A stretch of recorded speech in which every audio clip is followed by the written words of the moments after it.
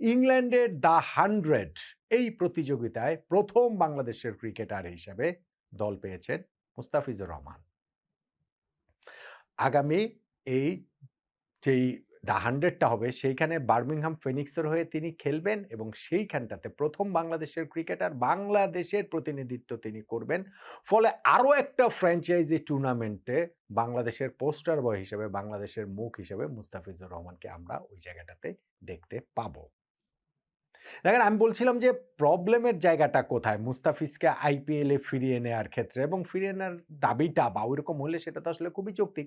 যেহেতু পুরো সমস্যাটা শুরু হয়েছিল ওই জায়গাটা থেকে, মুস্তাফিজকে কলকাতা নাইট রাইডার্স বাদ দেওয়ার জায়গা থেকেই তো শুরু হয়েছিল, এবং তার প্রতিক্রিয়ায় বাংলাদেশ টি-20 বিশ্বকাপ পর্যন্ত খেলতে গেল না। ভারতের মাটিতে আমরা টি-20 বিশ্বকাপ খেলিনি, মানে ফাইনালি আমরা বিশ্বকাপটাই খেললাম না। তাতে করে বিশ্ব ক্রিকেটের যে কিছু গেছে এসেছে তা নয়, আইসিসিরও কিছু যায় আসেনি, ভারতীয় ক্রিকেট বোর্ডেরও কিছু যায় আসেনি।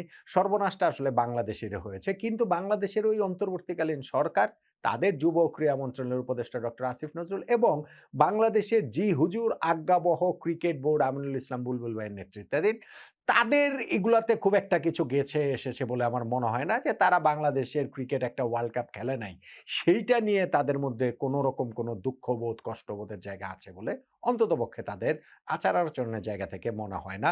কখনো, কখনো তারা একটু অভিনয় করেন, সেটা আবার অতি অভিনয় হয়ে যায়।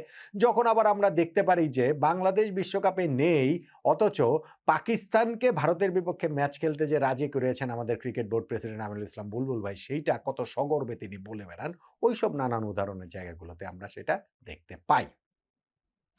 এখন মুস্তাফিজকে আইপিএল এর দল কেকেআর থেকে বাদ দেওয়া হয়েছে। সেটার যে প্রতিক্রিয়া দেখিয়ে ফাইনালি আমরা ওয়ার্ল্ড কাপ খেলিনি, এই প্রতিক্রিয়াটা ভুল। বাংলাদেশের ওই অবস্থানটা ভুল। অ্যাবসোলিউটলি রং ছিল।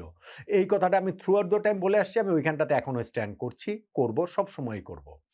কিন্তু একই সঙ্গে মুস্তাফিজকে যে বাদ দেওয়া হয়েছিল, সেইটাও একটা রাজনৈতিক সিদ্ধান্ত ছিল এবং সেইটাও ভুল সিদ্ধান্ত ছিল। সেই সিদ্ধান্তটাও ক্রিকেটের উপরে চাপিয়ে দেয়াটা ভারতের রাজনীতি মহলের, এটা আসলে ঠিক হয়নি। এই কথাটা তো বলতে হবে। বলছি, বারবার বলছি, সবসময় সেটা বলে যাব।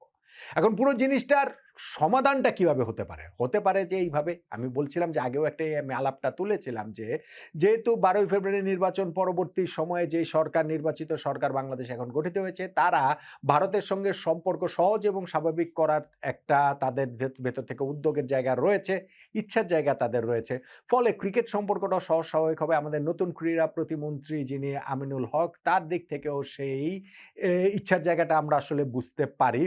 ফলে মুস্তাফিজকে দিয়ে যেহেতু সম্পর্কটার এই অবনতির শুরুটা হয়েছিল, মুস্তাফিজকে আইপিএল এর দল কেকেআর ফিরিয়ে নিলেই তো সমস্যার সমাধানটা হয়ে যায়। সমস্যাটা হচ্ছে গিয়ে এইখানটাতে, পিএসএল এর দল লাহোর কালান্দার্স আবার এই সময় মুস্তাফিজকে দলে নিয়ে নিয়েছে। মানে আইপিএল থেকে মুস্তাফিজ বাদ পড়েছেন, পরপরই পিএসএল তাদের যে ওই যে নিলামের পর্যন্ত ওয়েট করতে হয়নি।